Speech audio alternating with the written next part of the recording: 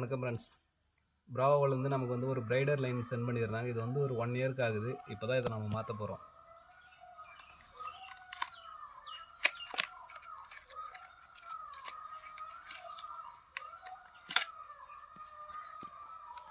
Eight line 100 metre இருக்குது.